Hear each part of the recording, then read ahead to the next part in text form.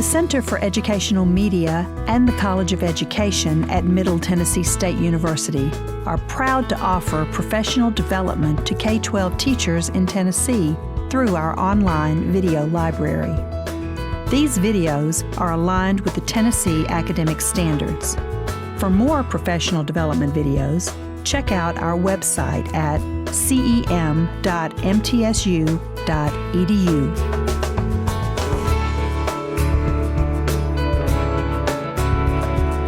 This video is aligned with the following Tennessee academic standards.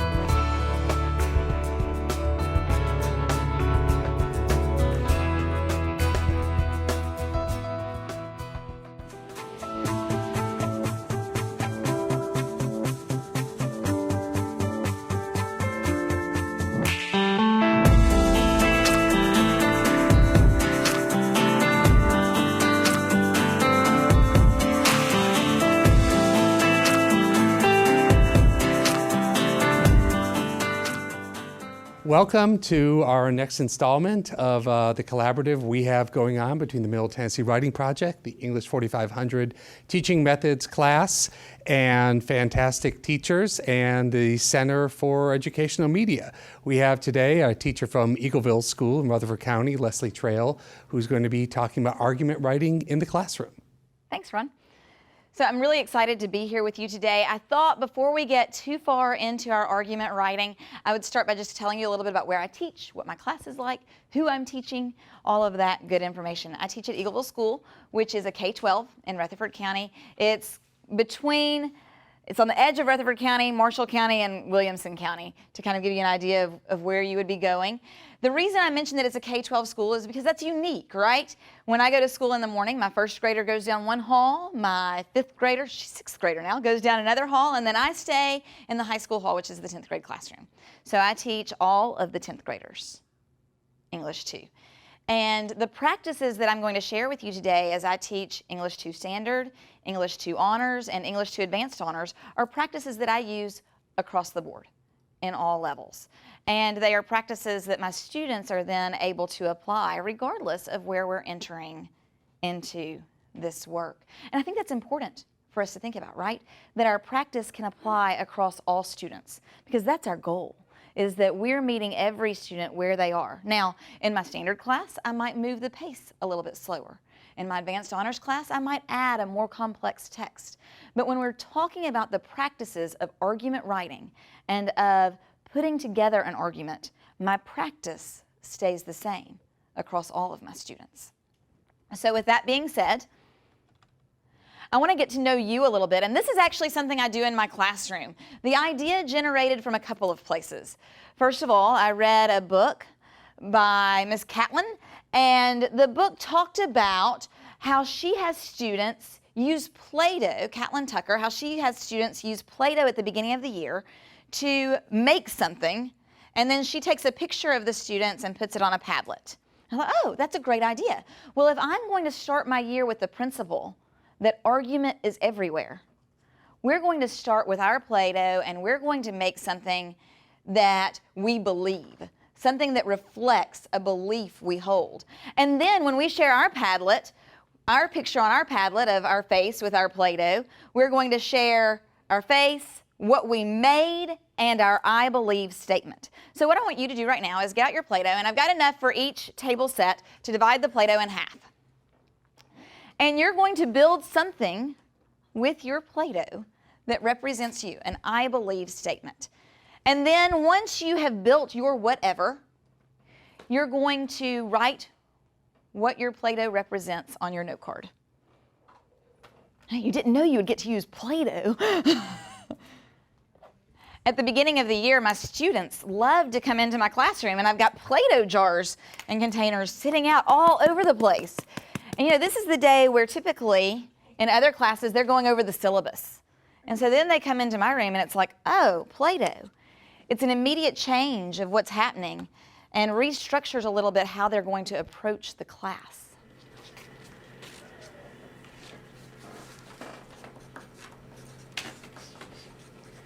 So as you're making your creations, go ahead and write your I believe statement on your card. I've got my creation, and I've said, I believe books are important. Certainly, my students could debate that with me. A lot of my students disagree with me, but that's where I begin with my I believe statement. And then you're going to take a picture. And for my students, the picture is a selfie. For our purposes here today, I am not going to require that you do a selfie.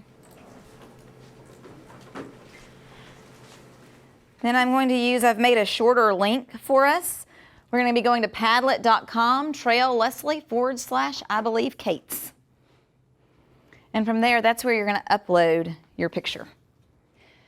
So in my classroom, as students are finishing up, this is when we begin to share what we've made. And so as your Padlet is loading, and mine is being slow as mud, so as your Padlet is loading, I want you to share with your partners, what have you made out of your Play-Doh, and what was your I believe statement?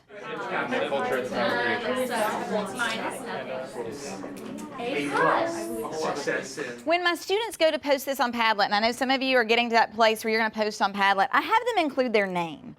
Because remember, this is an activity that I'm doing with them so that they can get, or I can get to know them.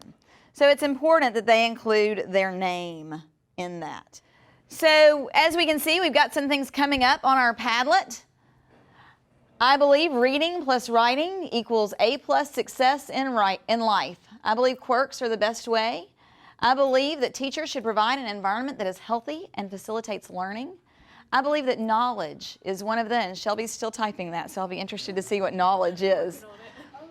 The reason I do this at the beginning, so when my students have posted their selfie with their I believe statement, with their Play-Doh, I'm able to then look at their name that they include in the title of their post, look at what they believe, what their I believe statement is, and see their face. We're on a Monday, Wednesday / Tuesday, Thursday, and then I see all of my students on Friday. So in the first week of school, I could see a child on Wednesday and not see the child again until Friday. And when I'm meeting 125 new people, to have those pictures and those statements helps me learn their names so much faster. And building that community right there at the beginning is really important. I believe that music represents a snapshot of the people that... Can you share that one with me, Ryan? Yeah, I can. A snapshot of the people that created it and their culture at the time of creation. Nice. I believe in writing as therapy. Letitia, where are you? So do I.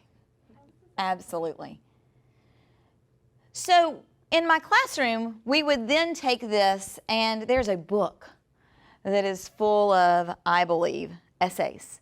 And so I pull that book out, and we read some of those essays. And then my students use those essays from the book as mentor texts to take their statement that they started with here and write their first sample writing for me. And that's how I begin to get to know my students as people and also as writers and as students in my classroom. This is where we kick off the year, but then I immediately explain to them the reason we did this. You know, Play-Doh's fun, right? We enjoy playing with the Play-Doh, but there's purpose behind it. And in this case, the purpose is a foundation in argument writing. So we know that the Tennessee rubric says that you have a 1 out of 3 chance that at the end of the year, when your students go in to take their formal TN Ready assessment, they're going to get an argument paper. And when they get an argument paper, we know that the state is going to look at their focus and organization, their development, their language, and their conventions. And so we can break that down, and we know from looking at the state rubric that how they're introducing their claim is important, but also in an argument, it's important that they have a claim. And at the beginning of the year, my students often start with statements that aren't claims at all. They're facts. So when we start with an I believe, we immediately start the discussion of this is defensible. You can defend what you believe, and it's debatable. Just like I said, I believe books are important. I'll have students say, I don't believe books are important. Books don't matter to me. I've got video games to play. I've got football to play. So it's debatable. And we begin our discussion and argument on day 1 with the principles of we have to have a claim. It's got to be defensible and debatable. And that's going to tie us to the Tennessee State rubric. that in order to have a focused and organized paper, we have to have a claim. So on day one, we've already started developing focus and organization. And then everything that we do as we begin to look at texts and layer texts and think through a variety of texts will help us move through the focus and organization and development strand. Now that leaves two other strands, right? Language and conventions. So I work those in as we're teaching the writing, not necessarily as completely separate entities. We'll talk about grammatical things. We'll talk about language expectations as we're working on the writing, often as I'm looking at their individual writing. Questions so far about why I would start with Play-Doh, or thoughts about this activity in general and how it begins to introduce this idea of claim? Right. Seeing none, we're going to continue. So argument is a key part. It is the part of the National Writing Project's C3WP program. And C3WP stands for College, Career, Community Writers. And so the idea here is that reading and writing get better with practice. And in order for reading and writing to get better with practice, we have to provide opportunities for our students to practice. So several years ago, I guess it's been about 4 years ago now, when we began working with the C3WP program, and I began working with Dr. Cates on that program, my philosophies on how I teach writing changed also. Because argument writing in the past for me had looked like this. 9 weeks number 1, we're going to work on narratives. 9 weeks number 2, ooh, I need to get in some expository writing because that could be the prompt on the TN Ready. 9 weeks number 3, now let's focus on argument. And we're going to look at some speeches and we're going to look at some other arguments, and now we're going to write an argument. But really, the truth behind it is that argument is everywhere. Students want to argue. They want to argue with me about just about everything. We are finishing a cycle of writing right now on video games, which is going to follow very closely to the cycle of writing that we're going to be looking at in here today. And my students have opinions about video games. From day one, they had an opinion before they ever saw any information. So they love to argue. They love to share their opinion. And they don't love to write. They really don't. Now, I have, in addition to working with the cycles of instruction that I'm going to be showing you today, I have also been integrating blog writing into what my students are doing, because I have found that when my students are writing a blog post, suddenly the writing has more meaning for them. And even when we're just layering our thinking and we're adding one thought onto the other, in that blog format, they are much more well equipped for how they're writing and how they're responding. And ultimately, at the beginning of the year, my students lack writing stamina. You know, they've written a paragraph. It's over. And so our job is to make this better, and we do this by making it routine. So when I start day one with an I believe that turns into mentor text, that turns into their first writing, then I have already begun working them through what has to happen in order for them to get writing stamina, for them to feel more confident in their writing, and for them to feel ready to write, which is we've practiced. We've put it into practice. So we want to practice these skills that are going to help them approach texts and develop arguments. We want them to have purposeful writing. We want to take what's already happening in our classrooms and just use it to move our students forward. And we want to increase their stamina and fluency. So we're going to practice something right now. And what I'm going to have you do is, as we go through this next little part, you're going to make a list. And in my classroom with my students, they have composition notebooks. And I'm sure y'all have heard about the joys of composition notebooks already in this class. But we have composition notebooks that we use as the food for our writing, as writing starters to move us forward. And so this quick list is one way to get our students thinking about places that they can argue.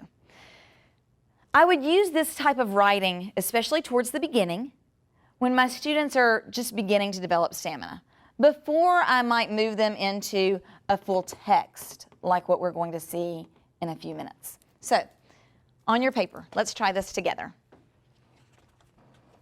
I want you to number from 1 to 10. Don't skip lines.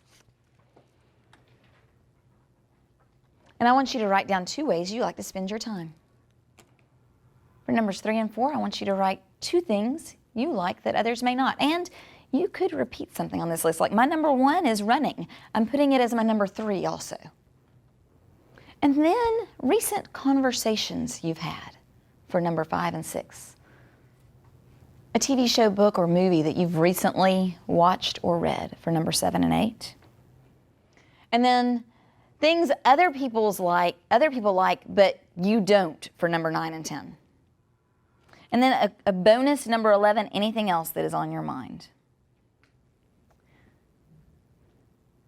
And now I want you to turn to your neighbor and share what's on your list. I could have put those. I'm going to ask you to come back to me for just a minute. So you can see how your students will have things to say about what's on this list. These are things that they're interested in. Now, I can go one of 2 ways at this point. I often will have my students go ahead and they're going to put a star next to 3 things they want to write more about. Or later on, I might say, now, as your partner who has heard the things that you've just talked about, I want you to let them put a star by the 3 things they want to hear more about. And that way, then they're choosing what the other person is writing, because we know we don't always get to choose our topic. Sometimes the topic is given to us, and so that gives them some practice with that. But for today, right now, I want you to go ahead and put a star next to 3 things that you have more to say about. And remember at the very beginning, we said that one of the things our students struggle with is writing stamina. And at the beginning of the year, when I tell them that we're going to write for a couple of minutes without stopping, that sounds painful for them. But the more we do it, the easier it gets. And then suddenly the longer we're able to write. So what we're going to do, and this may feel a little bit disjointed for you, but at the very beginning, we're going to just say go, and then they're going to write for 1 to 2 minutes about one of the 3 topics that they've just put a star by. And then when the timer goes off, I'm going to have them leave a space. So in just a minute, I'm going to say go, and you'll begin writing about one of your stars. Go.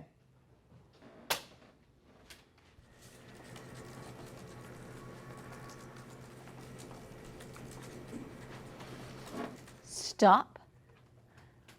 You're going to leave a little space, choose another topic that you've starred, and go again.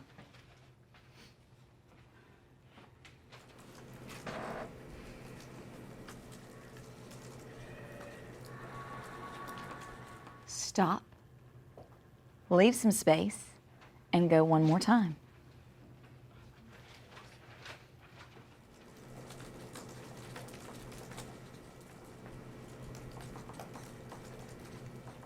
Stop. Choose one of your paragraph starters and share it with your partner.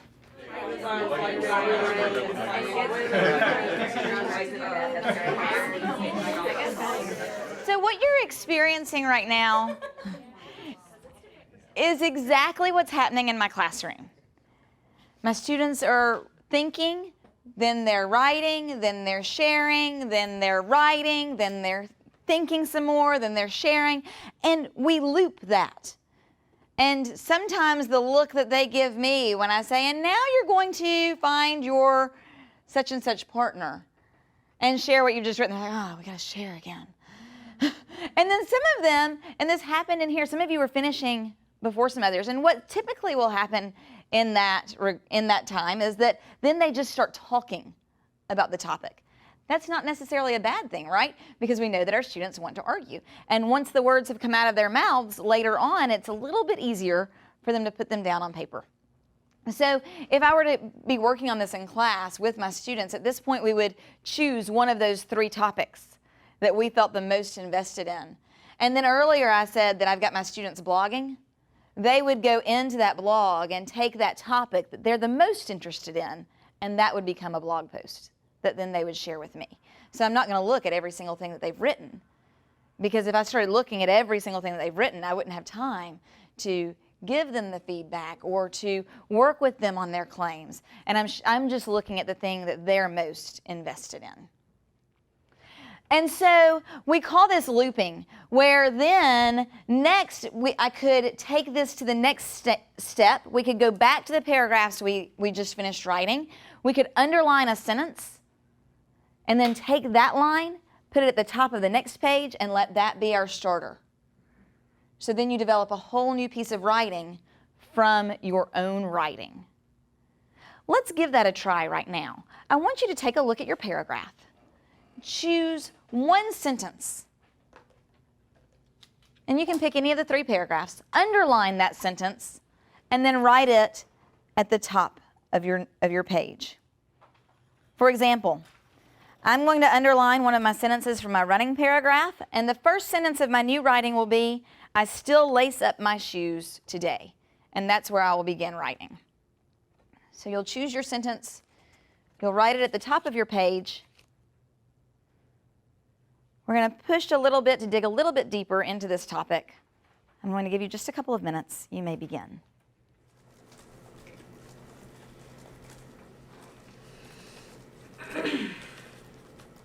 And you probably could continue writing about this for several more minutes. At this point, my students are really beginning to typically get into whatever this topic is, and it's pushing them a little bit further. But remember, we started with a claim. We started perhaps with something that someone else disagrees with you on, or with something that someone else has something that they would argue against you on, or you would argue against them on. And we used that to begin making a very informal argument about whatever it is our topic is. And we're beginning to engage our students so that they're feeling a little bit more comfortable in writing argument. Now, we're not going to do this particular quick list, but certainly we could then get our students thinking bigger. 2 issues that affect the world, that affect the United States, that affect your state, that affect your school or community, that affect you personally.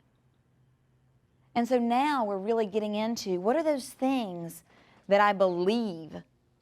What are those claims that I have about these issues, these bigger issues that affect the world? As we do this process, this thinking, then writing, then partnering, and then sharing to the larger group, our students are getting more and more comfortable with sharing their writing. And that's important, especially in the beginning of the year, because we're going to begin tackling topics that are harder and more complex.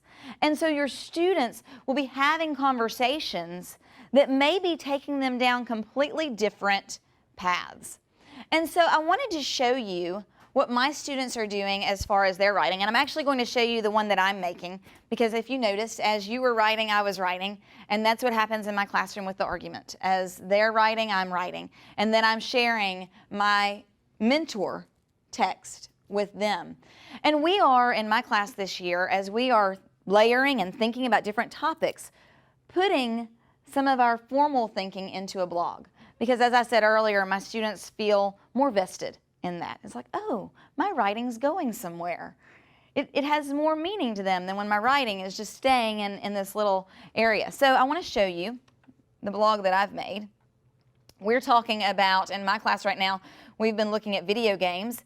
And this is the process that in just a moment we're going to encounter together as we talk today about reality TV. So I started my students with let's just write about video games. When I tell you video games, write what you think of. And so they came onto their blogs and they wrote what they think of when they think of video games. And then they looked at an infographic, and we wove our thinking about video games into what the infographic was sharing with us. And then they looked at 2 articles and they wove that in. And then they finally got to the point where they needed to write their argument about video games. And across my room, as I walked around to see how they were writing their arguments, their essays, they were going to their blog and they were pulling their thinking that had already happened to support what it is they now think about video games. So if you are interested in creating a student blog, I want you to just go to Weebly.com, Weebly.com. And I'm going to walk you through just so you know how to create a blog, what this looks like, because this one was a little bit different, but it is the one that when I went to my tech coach and said, hey, I'm interested in doing this, this is the direction she sent me. When you go to sign up, you have to put in, the student will put in their email address, their password. Well, here's the thing that I had my students do. Because students will sometimes type their email address in wrong, I can't retrieve this for them. Once they set it up, it's theirs. We got our phones out and we took a picture of this screen so that, in 2 days when they come back to log into their blog and they've left out a letter or something wasn't quite right in the email address, they could still log into their blog. So then they set up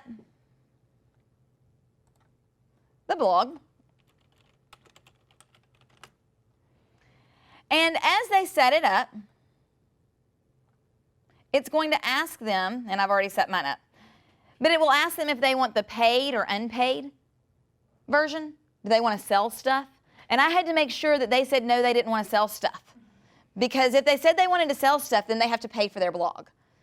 So that was a really important thing for me to know. The other thing, when they would come in to edit their blog, they're going to click Edit Site. And when they first go in to set up their site, their blogs had a ton of pages. So we went to Pages, and we limited it. So the only page they have is blog. They deleted all of the extra pages because they don't have a store. They're not trying to track anything. We're just creating a blog. And then at this point, they were able to build, as we work, with each argument piece that they're adding, they would write a new post, and then at the very end, they'll share those posts with me so that I can see their thinking. And then they're using that thinking to help them with their formal writing. Which brings us to the place where we're ready to begin our thinking. And so when we look at a cycle of writing, we're looking at how we can layer texts. And in my class with my students, I want to find texts that they're going to have some buy-in. Often, I will find texts that are nonfiction that connect to what we're reading. So for example, we've just finished doing our first argument on video games. Our fiction piece that we've been reading simultaneously has been Fahrenheit 451, a book about being addicted to technology and burning books. And The Pedestrian, which is a short story also by Ray Bradbury, a text about people being tied too much to their technology. So it helped us weave some fiction in along with the argument that they were looking at as far as video games. For us today, we're going to look at a completely different topic, which is going to be centered around reality TV. Now, I wanted to show you where these sources come from, because as I begin to go into my classroom, I want to know where I can quickly and easily find as many different resources as possible to share with my students. This is the website for the College Career and Community Writers Program. It is embedded in this presentation, so I will send my PowerPoint to Dr. Cates, and then you will be able to have that link and use that link. But I go to the Instructional Resources tab, and I teach high school, so I click on Secondary. And you will notice a lot of what we're talking about here is going to be built in to this. Creating a culture of argument, writing, civic discourse. The activities that we just completed came from these first two topics right here, writing into the day to jumpstart argument and creating a culture of argument. But then the lesson that we're going to dig a little bit deeper right now into is writing and revising claims. Now, if you as a teacher decided to use these resources, when you click on these skill sets that you want your students to have, which this first one is writing and revising claims, you are taken to a lesson.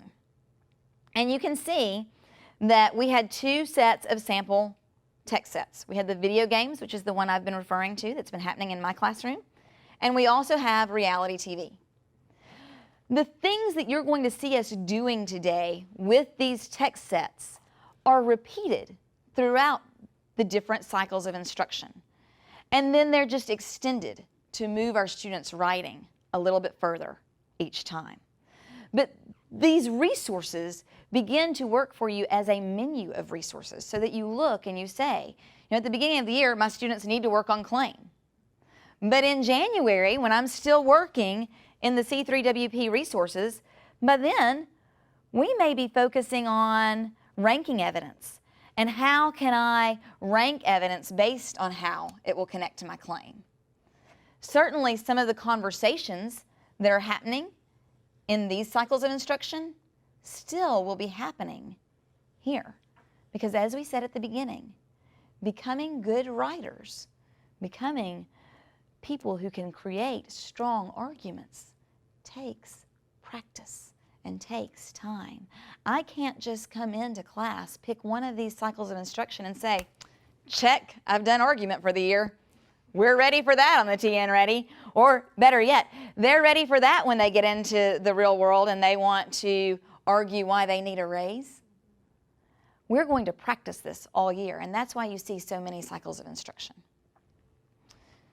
So today we're going to be focused on writing and revising claims, and you have received already some texts. Before we get into those texts, I always start my students just thinking about the topic because we have stuff to say, right? My students have stuff to say. So I'm going to give you just a couple minutes. Jot down, what do you think about reality TV?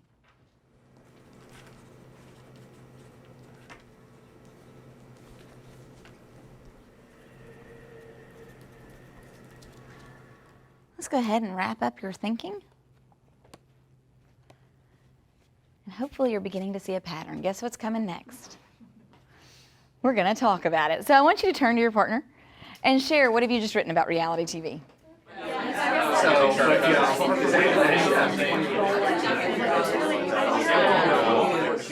Once we have started our thinking about reality TV, now we're ready to start layering text.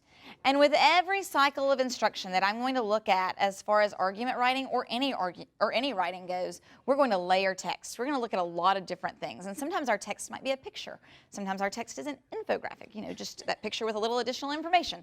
Sometimes our text is going to be articles. But we're going to look at a lot of different pieces of information so that my students can begin to see that a good argument is going to be based not only in what do I think?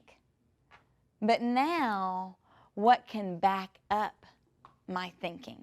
And this is where, as a teacher, I kind of put that, what is my goal in this particular cycle of instruction?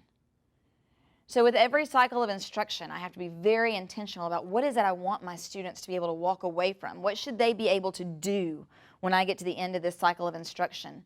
So that then, when I move into the next cycle of instruction, we're just moving that goal forward, building one cycle on the next so that our argument and our ability to make arguments improves with each writing cycle. So on the same day, probably. I love it. Like, it's an out loud reaction. Oh. On the same day that we've written what do we think about reality TV, I'm going to stick this picture in front of them. And now I'm going to say, now let's write about this. And so you can see that they're now going to take this and get much more specific in their thinking. This is the first text that they will have to then reference later when they begin to develop their own claims. So I'm going to give us maybe 30 seconds just to write down a sentence or two about this picture. That way you'll have it as we move forward. My students would have a good length of time to write about this picture, 5 minutes or so.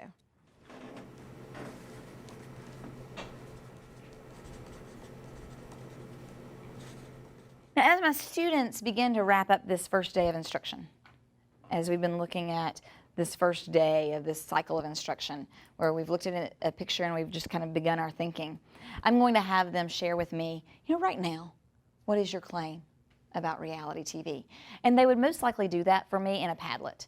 It would be their exit ticket as they're leaving that day, and then I would have the opportunity between classes to look and see, okay, so, this student has a very clear, defensible and debatable statement already about reality TV. This student maybe is being a little bit too specific, and so I need to maybe help this student come come a little bit more broad, or some students may not even have something that is debatable on this first day. And so they're going to share that with me because that's going to help me think about where do we go from here? How do I continue to help my students so that they do end up with a strong claim and have an argument at the end? And so then I want to be sure that I'm talking to them about the fact that as they're looking at texts, as we're reading different texts, we can't just summarize. Because what do they want to do first thing when they look at that picture? In the picture, I see the mom, and she is standing in front of, and they're describing the picture. And so we have to talk about, don't just tell me what's happening in the picture. Tell me, what does that make you think? So that they're beginning to look at different angles. Why is the picture set up the way it's set up? What do you see? What do you think the creator of this picture is trying to get you, the viewer, to feel or to think? And to get them to look at this idea of the picture not just as a summary. They want to do that with quotes too. As they begin to put quotes into their writing, this says. And so I say over and over and over to my students, I can read the quote. I know what it says. Now I need you to tell me why that's important. Why should I care what it says? And those are conversations that we constantly are having. Every single day that we're going to come into this cycle of instruction, my students are going to have the opportunity to change their claim. Here's why. In society, in the world around us, as humans, our claims are probably going to change. Most of us will change our mind about different issues more than once, especially once we are given more and more information. So as my students are working through this cycle of instruction, I want them to see that it's okay for their claim to change. The main thing is that when we come to the end, they're able to defend their claim. They're able to show evidence and give support for that claim. So what I want you to do right now is take a look at reality TV makes viewers introspective. So we have this handy little packet of articles. And this would probably, for me, be day 2 with my students. And in this first cycle of instruction, I am just wanting my students to begin to feel comfortable with this idea of, let's look at a text and find some facts. Let's look at a text and find some things that help me with my thinking. And so they're going to read the article with that in mind. And so I'm going to give you a few minutes to read this article. And I want you, just like my students would, to code the text with an F for fact and put a star by key insights.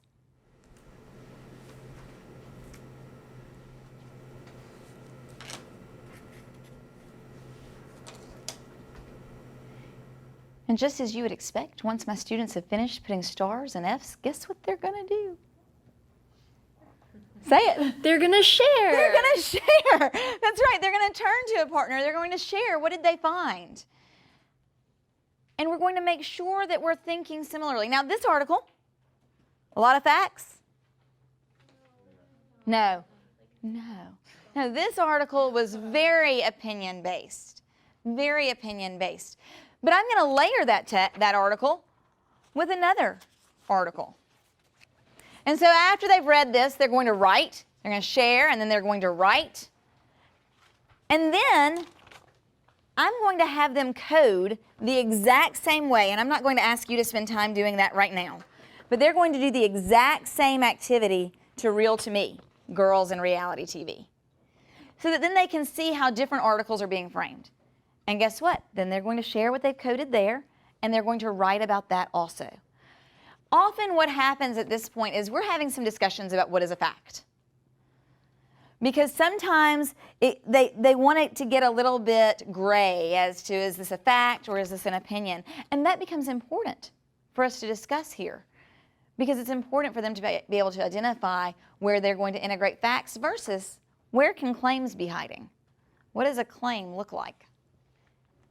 And so then they're going to pick up why reality TV is the new family TV. Now, this is not going to happen all in the same day, because they would be feeling about the way y'all are feeling right now. Oh my goodness, how many articles are there? This is going to happen over the course of several days. I typically won't have them analyze more than 1 to 2 texts in a class period. And earlier I told you that I have I see my students on Monday and Wednesday or Tuesday and Thursday. So that means on those days it's 90 minutes. And the way I'm dividing my class up is we'll spend 45 to 50 minutes in our argument and then the other part of the class in our literature. So we're dividing up what's happening.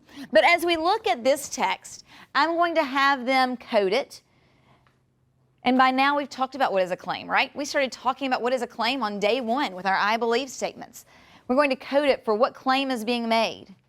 What are the reasons that this article is given for the claim? What evidence or explanations can be found? And what is the counterclaim? So I'm going to give you a few minutes to do that with this text.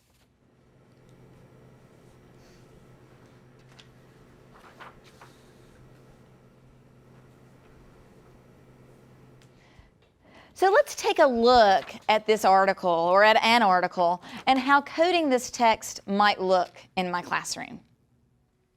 So each of you should have received a person as you came in. Now this is a different person than the one you got on Friday, right? The one you got on Friday is the one that we'll be researching. And later today, as we get into rotations, you're going to have time to work on that research.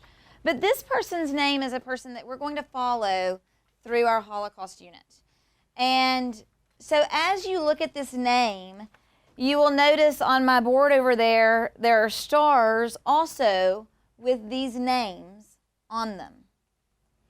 So you have some information about the names on my board. And as we go through the unit, from time to time, you're going to write from the perspective of this person. You with me so far? Just knowing the little bit that you know. At the very end of the unit, on the very last day, we'll find out if your person survived their experience through the Holocaust. And the way you'll find that out is when you come in, those who survived will remain on the board, and those who did not will have been removed. As you came in, you heard the words of a poem being sung, and those words were found after the end of World War II in a concentration camp, and they were written by someone anonymous who is in the camp. And the words said, I believe in the sun even when it is not shining, and I believe in love even when there is no one there, and I believe in God even when he is silent. And then they go on down to, may there someday be sunshine, may there someday be happiness, may there someday be love, may there someday be peace. What I want you to do right now, first, is you have a copy of the words printed out. I want you to look at those words and circle the things that you see where this author is making an argument. What would you say this author believes about the world despite their situation? Okay? So we're going to start with that. This will remind you of the portion of the lesson in Dr. Cates's room when students began to look at a variety of texts. And what my students are going to do in just a moment, after they've analyzed this text for argument, they will then write a response to this text. For this particular lesson, we're going to write from the perspective of the person they've been given, but they're still going to be asked to develop an argument because the person is going to begin to make an argument about how they connect to this poem. So you're going to circle those key words as you read. Now, as many of you appear to be finishing that particular activity, what I want you to do next is you're going to go into your Seesaw. And in Seesaw, we're going to write a blog response. And we're going to now write from the perspective of the person in your card. You with me? And you're going to respond as this person. What would they say about this argument based on what you know about them now? Do you think they would agree with the argument that is being made, or would they disagree based on what you know? Incorporate words from the poem and use what you know about your person to write your response in Seesaw. Does that make sense? Yes, ma'am. Do you want us to write it first person point of view from their perspective? Yes, first person point of view from their perspective. Please introduce who you are, so that when I look at what you've written, I'll know which person you got. That way, as we move through this unit and I ask you to write from your person's perspective again, I'll know whose perspective you're writing from. Okay? Other questions? I'm going to give you just a few minutes to write your response.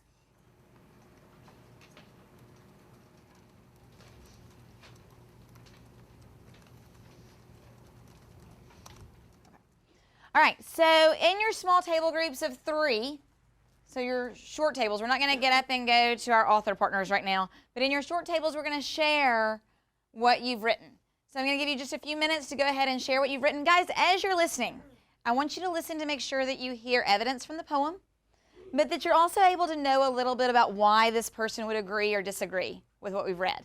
And then I'm going to ask for just a few people to share theirs to the class. So if you hear one that you're like, ooh, this one needs to be shared, encourage that person to share theirs, okay? You may share.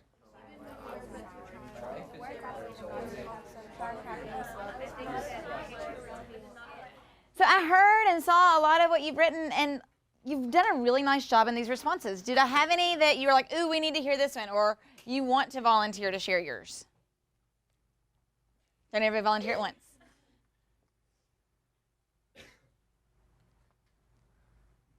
Thank you. I liked lyrics. Come on! Okay. I believe in love because as a child, all I know is love, and I can't help but let love overflow in me. I think that the hatred around me will end since I am loved by my parents, and because through any trial, there is always a way. My hope can be seen anywhere if you look hard enough, like in my 8th birthday cake potato thing. Very good. Thank you. We certainly could see the connection to the poem there, as well as to your person.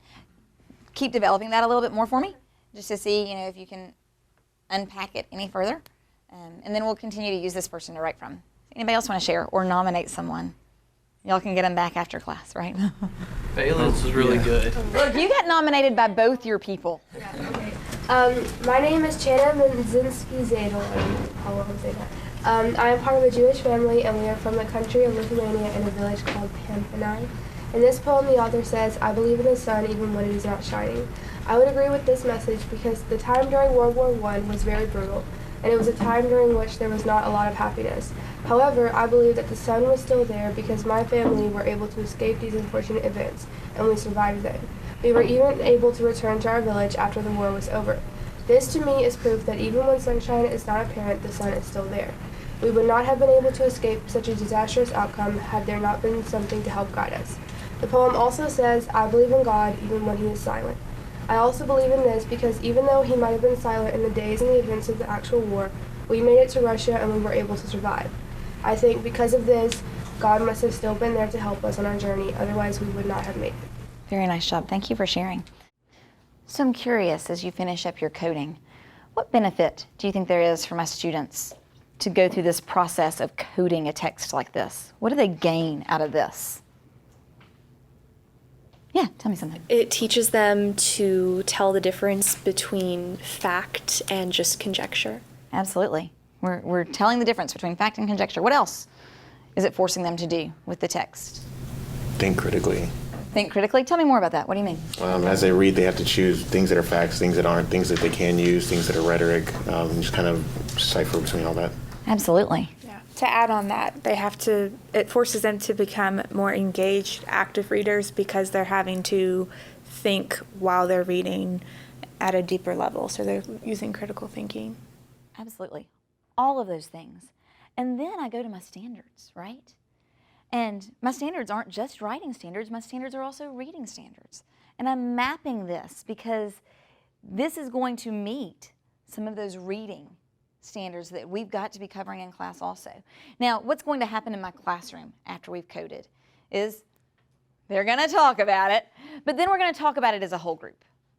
So we're going to share out loud as a whole group what we found, what we've coded. Why did we code it? Because not only do I want to know, oh, I put an E for evidence here.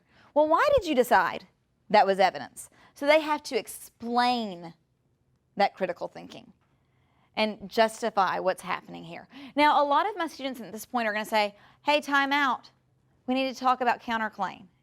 And we're going to talk about what is a counterclaim. How can that be worked into a text? Obviously, different texts are going to give that more clearly than other texts. And today you only have an excerpt from this particular text that we're looking at. But certainly if I were working with my students, they're going to be dealing with the whole text and coding the whole text. After they have coded, they will go back and write again. So because I want us to be able to work towards what we're thinking about reality TV, I'm going to give you just a couple of minutes to write about, after reading this article and the article prior to this, because we can handle more than one article in here. What are we thinking right now about reality TV? Let me say this before we write. These cycles of instruction that you're experiencing with me right now, experiencing this like the way my students would experience it, is something that I do for my own practice. So when I go in to teach a cycle of instruction like this, I may go to the C3WP website and I may pull the resources off. But before I present the material in front of my students, I'm going to work through it just like you are today. Why do you think I need to do that? Why do I need to work through it as the instructor, as if I were the student? So you can engage as well? I can engage as well, absolutely. What else as the instructor? Yeah. In case there's any kinks, you work it out by yourself instead of in the It classroom. feels so much better to work it out before I'm in front of 28 people rather than after. Any other reasons why I might go through it myself? You're modeling it. Yeah, I'm going to model it. Now notice, every time you all have written, I've been up here writing also. That's happening in my classroom. And typically in my classroom, as I'm writing with my students, I'm either doing that on my computer so that then it's projecting. I can also type faster than I can handwrite and it then be legible.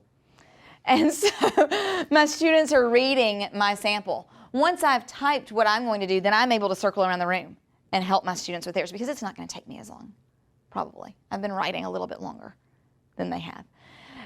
And then I'm experiencing it once again with them, now in my classroom, so that if there's something we need to change or adjust, we're doing that.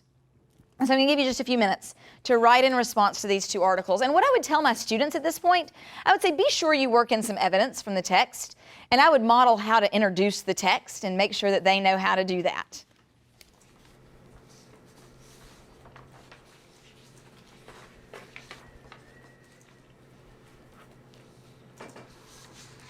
I'm going to ask you to put just kind of a stopper wherever you're writing right now. I'm curious, what are some of the working claims that we have right now about reality TV in our room? Notice I called them a working claim because it could change. Anyone want to share? What are you thinking?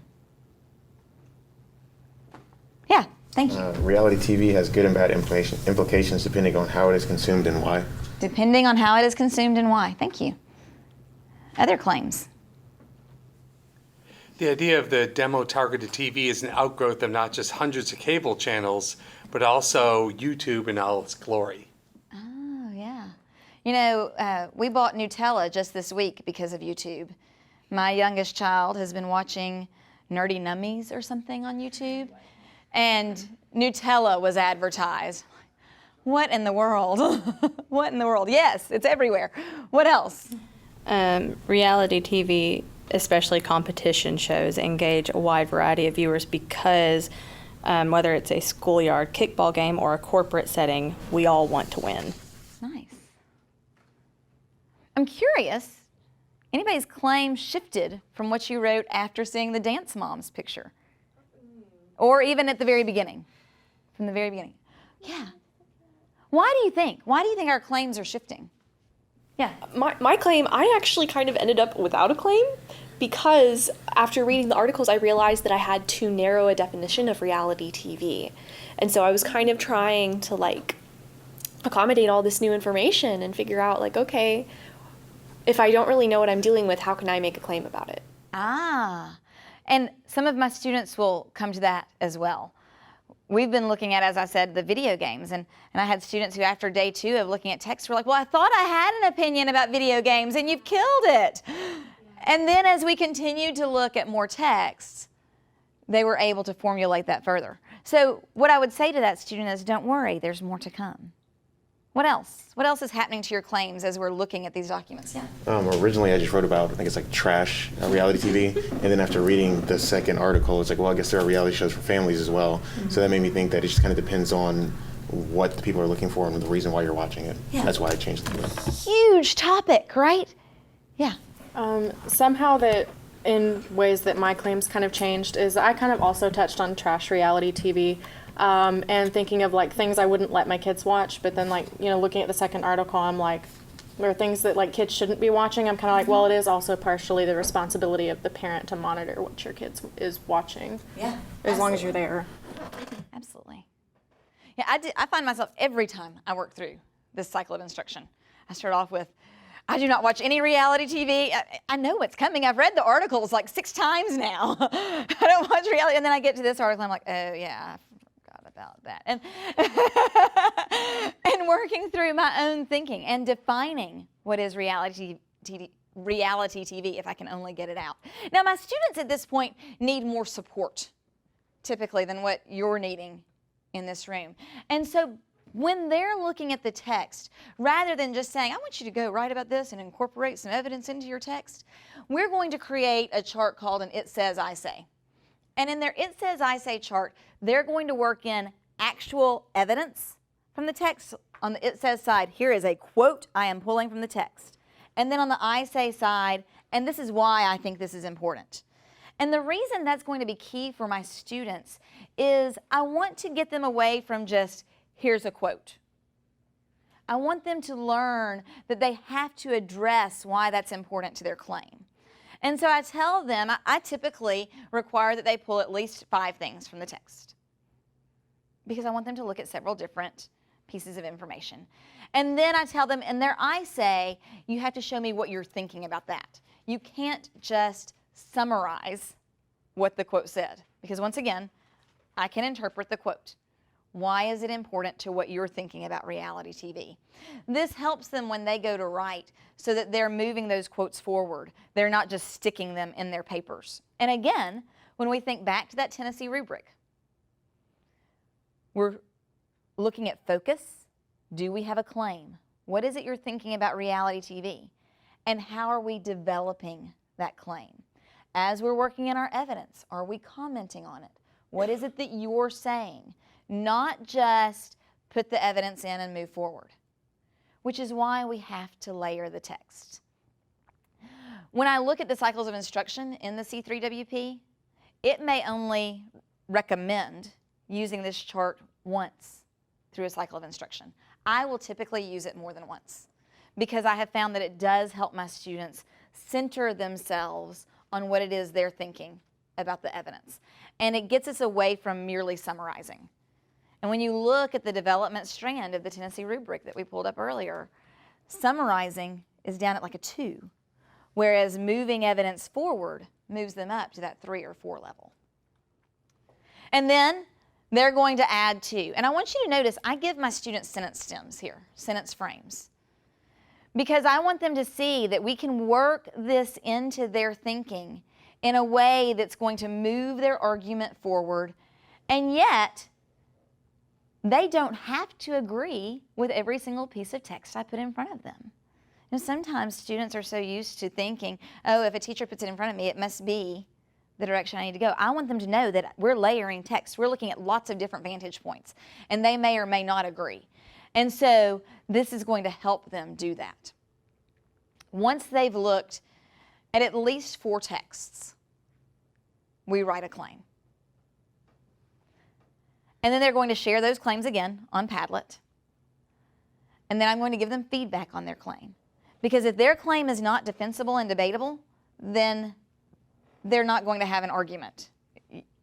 If we can't debate it, we can't argue it. So at this point, I'm going to be saying to my students, so what's a claim? And they'll call it the 2 Ds. It's got to be defensible and debatable. We chant it in the classroom. What's a claim? Defensible and debatable. How do we support our claim? With evidence. And even in a high school classroom, we're going to be saying these things out loud and back and forth over and over and over and over again, because I need them to understand what that is. When they do go to write their paper, which is what happens after this, they take this and they go in to write their paper. At this point, they'll type out their whole paper, then they will share it with a peer. Their peer is going to be looking at their paper to highlight their claim, and then to identify their evidence and their reasoning. They're going to use the same strategy we used on this article with each other's writing. So now the article becomes a mentor of sorts. The texts that I'm putting in front of my students are their mentor texts to guide them in how they incorporate their own thinking. After they've done that, we then share the feedback back to the students. And I do this using Office 365 forms. And if you've ever used Google Forms, it would work very similarly, where each student will fill out a form answering very specific questions about their peers' papers. And then I share those forms back out to the class, and they look for their paper, and they revise based on that feedback. If you don't have a claim and you don't have evidence, you're not going to have a very strong argument. But as you can see, as we've woven these different texts in, all of that pre-thinking is what gets us to the evidence. So back to what I said earlier, when my students began writing their arguments on video games, they went back to the articles. But do you know where they spent most of their time as they were drafting their papers?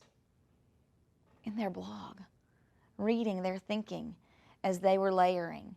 So just like we would read an article, then write about it, read an article, then write about it, well, they've done that. Now they go back and they see, well, what did I say about that quote? Can I use that? Can I incorporate it? And it made their previous writing more meaningful. It's like, oh, this is why we did all of this. It also made writing the essay much easier because they had a frame. As we continue to look at more texts, we ask them to be sure they're capturing these different ways of writing. And I try to get them away from your argument essay has to be a 5-paragraph essay. When we sit down to write those essays, I will give them different frameworks. Today's essay, because it was a very new essay for them, they started with first I thought. That was their first paragraph. This is what I thought about video games at the very beginning. And then I learned, and they began to incorporate their evidence and comment on their evidence. Now I think, and they developed their claim. That's a much different essay than a 5-paragraph essay. But I don't know about y'all, but outside of English class, I don't spend a lot of time writing 5-paragraph essays. And if part of my job is to prepare my students for writing, as I teach them how to argue, I need to teach them how to write outside of the constraints of 5 paragraphs. Maybe some essays are 3 paragraphs. Maybe some essays are 8 paragraphs. But depending on what it is I'm wanting them to do and where we are, that's going to guide their argument writing. Now, you'll notice in this frame that I've given them, I've taken away some of the I thought. That helps us with that language strand in the Tennessee rubric. By saying originally it seemed, I have a little bit more formal language. And so as I'm giving them frames, I'm trying to help them think about where does that fall on the state rubric. So I want you to think about this philosophy that we've talked about today. We thought about it at the very beginning. What do you think about reality TV? And we wrote about what we thought, and then we talked about what we thought, and then we read about it. And then we talked about what we read, and maybe we coded what we read, and then we thought about it, and then we wrote about it, and then we repeated. And then, as we worked through that, we formed our claim, which led to our paper. So now that my students have done a little bit of writing, let's take a look at how they might be assigned to a partner and then share that writing with their partner. And then I want you to look a little bit further as how that conversation moves forward after the sharing.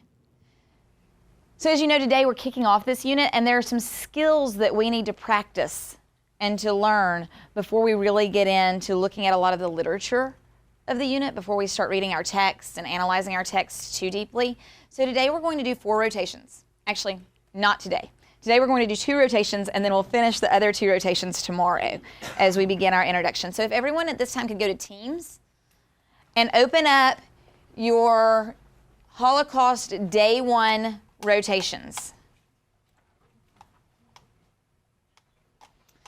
So in Teams, you're looking for, it's on tomorrow's date, it says Intro to Holocaust, Rotations Day 1. And we're going to open this, and I'm going to talk through the 4 rotations, and then I'll tell you which group you're in. You'll need to know what each rotation is doing, because eventually you will be doing that rotation. So group 1, you're going to be looking at the rhetorical triangle, and you'll be being introduced to some terms to help us analyze rhetoric. We've been talking about rhetoric all year. Every time we talk about argument, we're talking about rhetoric. We're just going to give you some additional ways to analyze that today.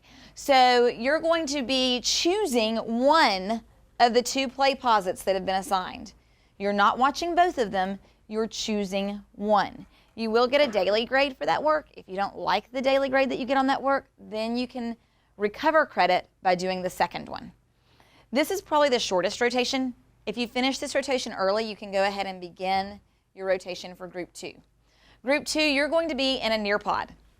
And this Nearpod is going to take you a minute. Just like with the last Nearpod we did, it'll be student-paced. Be sure you're submitting your answers after each question so that you don't lose any of your work. I do not expect you to finish your Nearpod today. Tomorrow, after we've made it all the way through all of the rotations, you'll have one 30-minute segment of student choice. And during the student choice, if you didn't finish your Nearpod and you want to work on that some more tomorrow in class, you'll be able to go back to that. The Nearpod is not due until next Tuesday. But this Nearpod is going to introduce 3 different units, really. Rhetoric, which, like I said, we've been talking about all year. We're just going to add some more technical terms to that discussion that we're having about argument. The second unit that you're going to be looking at is author's perspective and how history influences the author. Because as we go through our Holocaust unit, we'll be looking at the skills of all 3 of those. If you're in the Nearpod unit, you will need your textbook. There are extra textbooks on my bottom shelf over there. Once you get to that unit, if you didn't bring yours today, just go grab you one, okay? Rotation 3, on Friday, we were in the library, and you received a person that you were going to research, right? Not this person, your other person that you're researching. You're going to work on that research project in Group 3. So you'll be in your data sheet, you'll be working on your works cited page. Be sure you're including your parenthetical citations with all the research that you find. Remember, your data sheet and works cited page are due when? Yeah, next Friday. Your data sheet and works cited page are the first part. They're due next Friday. And then we'll have your presentations after that, okay?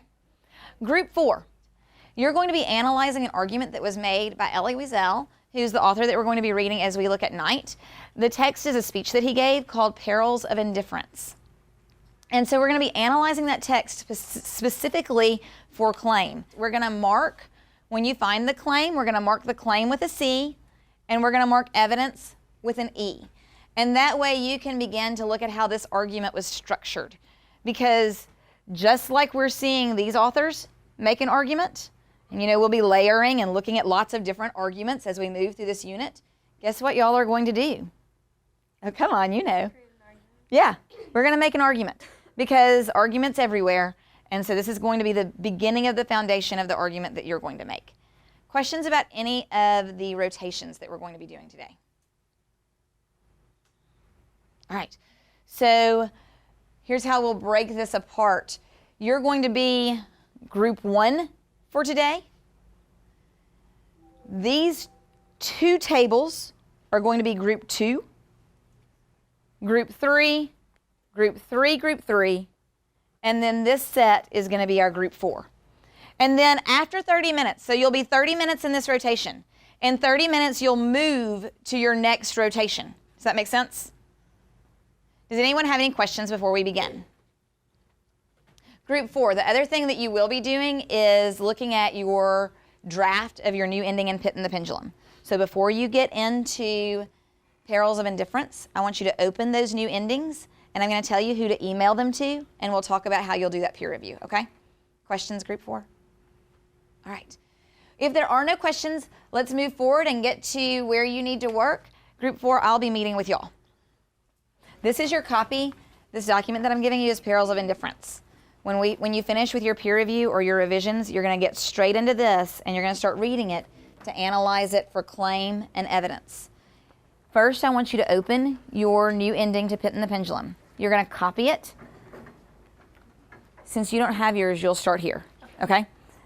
Haley, I want you to send yours here, send yours here, send yours here in an email, send yours here, send yours here, send yours here. You, send yours to Haley, okay? Thank you. And then what I'll do is I'm going to come around and meet with you. When I meet with you, I want you to open the trail feedback form. Okay? And as we look at your paper, I'm going to give you feedback. You'll document that feedback there and then go make revisions to your paper. Okay? Questions? All right.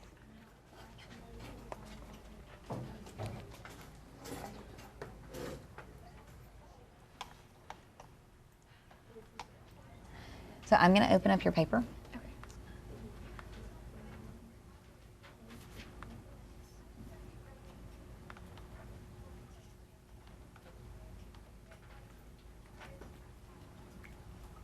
And then as I give you feedback, you'll just document it right there. Okay. And then after we're done, you'll reflect, what do you need to go do next? And then I can come back in and add some additional notes. So the goal with this is that as we work this year, you'll see all the different feedback that you've gotten, because we've been doing a lot of feedback, but we haven't had a place to kind of capture it. So we're gonna start capturing it here so that at the end of the year, you can look back and say, okay, well, this is how I've grown. Or, and then the other goal here is, so when we go to your next paper, you come look at this feedback and say, these are the things I wanna be sure I take into account as I write today. Okay.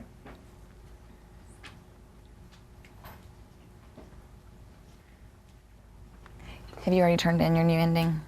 Yes. Okay, so if you want to make revisions, you'll just hit undo, turn in. Okay. Yeah, the date that was on there was primarily for a draft, so that when you came in today, we would have something to look at.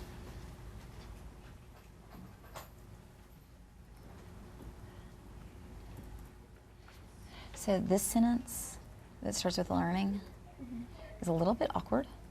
Yes. It's a little bit hard to follow. Well, I didn't know if I needed to, because we were looking at like Poe's writing style and everything, and so like I didn't just want it to sound like me telling a story, That's good.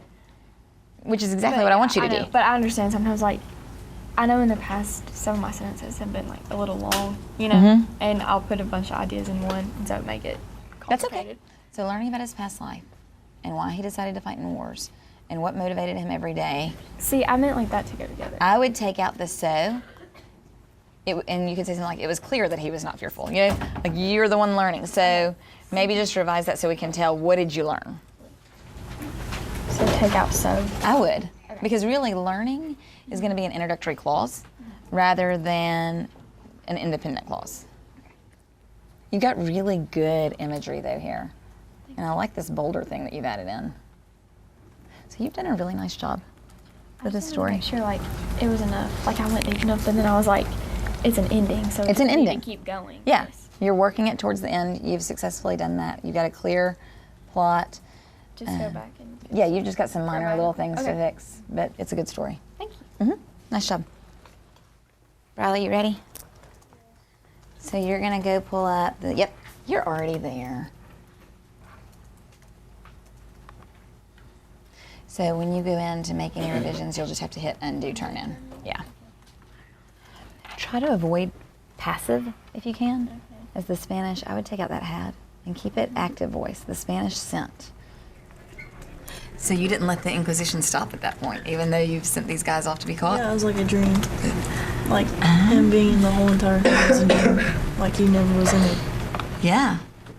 It was only a mere dream. Nice job. Because like the candles, I used those to be on his table and not actually in the room where he got. So you made the connections to the story and just, very nice. It is not quite as dark as the one that I saw in your storyboard though. Well, I like redid it as I went. So you went ahead and did your revisions? About stuff as I was going, like, ooh, maybe I could put this in. Okay. It's good. I like it. Changed them. Yeah. Because I remember when I looked at yours in your storyboard, I was like, oh my goodness. You toned it down for me. It's nicely done. I would just go back through and maybe make a few clarifications, get rid of that passive voice as much as you can. But you certainly have taken that into the story and developed it into a new narrative. So nice job. Thank you. So if you want to go in and make revisions, just unturn in, and then you can revise. The first thing that I would ask you to do is if you could start with the quote that you're pulling from the story to change the ending. Yeah, just put the date over there so that we'll know when we met. We've done this so many times with other works, and I was like, I have no way of remembering what we talked about. So this is going to help us. Yeah, that number lock. You're up at the top. That's good. All right. So yeah, so start with your quote. Okay. So remember, we're wanting to stay true to Poe's style. So the story was set during the Spanish Inquisition. So you want to keep that setting the same. And so part of that is going to be the time period. So what might they have used instead of lights? How could you revise that? Yeah, there you go. Nice. I like that word to describe how he slipped out, because that's tying back to some of what we talked about with the pedestrian, where you're creating that image. So I want you to go back, add that quote, make sure you're true to the style of Poe, and then see how you can break this, because you've got kind of one really long, dense paragraph, and you've got some places that he makes transitions where things change. Look for those transitions to break up your paragraphs, because you've got multiple paragraphs in here. You just didn't make the breaks. Does that make sense? Any other questions about it before I move on? All right, nice job. You ready for me? Did you find your claim? What do you think it is? So why do you think that's the claim? Because it talks about that throughout the... So there's a lot of evidence to support it? Is it defensible? I guess. Yeah. Is he defending it? Yeah. Is it debatable? Yeah. Yeah. So that's what we require of a claim, right? So what you want to do next is just go through and label the pieces of evidence with that E. Does that make sense? Okay. So let's go to our tracker. So just put today's date right there. And then as I give you feedback, you can type that. And then the goal here is that as we look, we're going to look at lots of different kinds of papers, right? We've already looked at some arguments. We'll keep looking at those. But as we look at your papers, you'll go back and you'll look, okay, so what did she say, grammatically that would apply to anything? Or what did she say about development that I could take? And then as you write your papers, you'll just kind of have this to look at as you're making your revisions each time, okay? I looked down, the people who were trying to rescue me, the soldiers. So it's describing the people. Stick another comma right there then to make that clearer. A lot of times that's all your punctuation is just to add clarity. Can you clarify this sentence a little bit? Those walls where they tortured me with burning them. There was an opening in the wall. Just add, I'm not sure what's happening to those walls. Okay? And be sure where you're wondering, put that question mark so we can tell that he's wondering.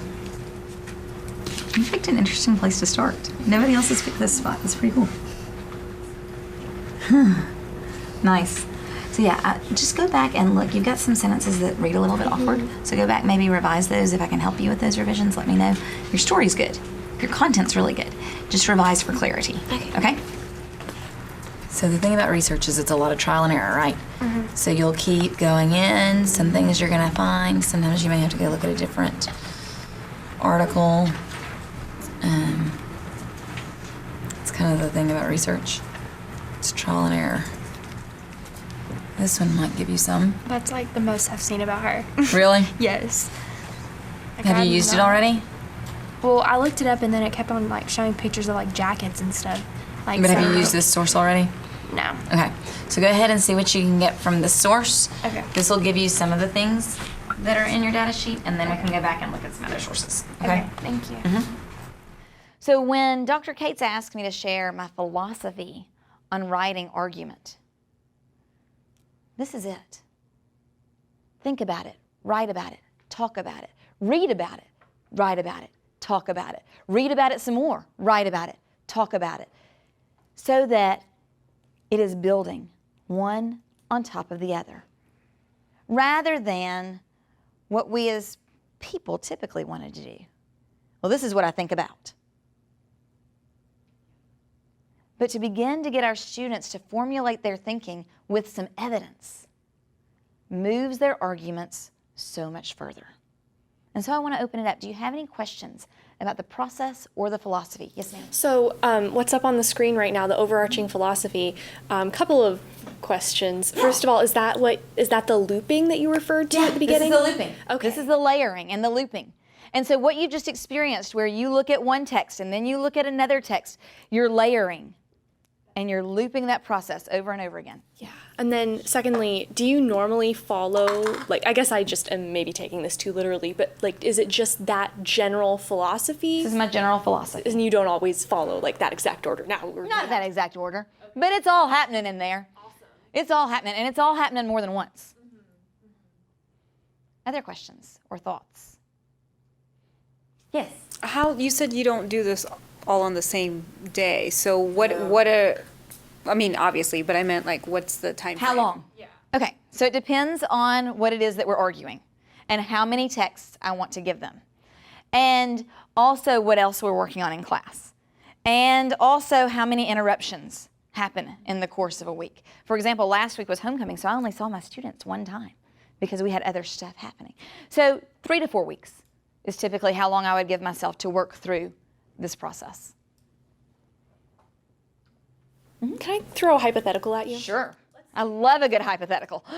Let's say that you had an hour to teach students how to write an essay for a standardized test. How would you do it? I would cry a little bit that I only have an hour to teach students how to write an essay for a standardized test. And I would probably just get them writing. I would just get them thinking about what is it you want to say. I might give them some frameworks. Like I showed you a moment ago. You know, a framework for this essay could be, originally it seemed, but then this happened, and now I think. So I might give them some frameworks, but really I need them to experience some writing. I need them to experience working in evidence. And so I cannot think of a time where I've only spent 1 hour with a student. Okay, well, I ask because I do tutoring every week for the high set test, and that's kind of what we have to do sometimes. Wow. Wow. So yeah, I would try to push them through to experience as much of this in a mini process as possible. We really spent about an hour on this. So it was way condensed, but that might be a direction to try. Other questions? Guys, I want to thank you for your time today. I've enjoyed our time together. I've enjoyed the work that we've done here. I've enjoyed sharing with you a little bit about argument. And, you know, I think, and I hope that you've noticed that not only is this talking about argument, but this is talking about my philosophy on how students are reading. We're reading and we're coding. I'm giving them copies of text, whether it's fiction or nonfiction, and we're coding those texts. It's also my philosophies on writing. They write, I write. We share our writing. It goes beyond just argument. It becomes a general framework for what's happening in my room. And so thank you for being a part of that today.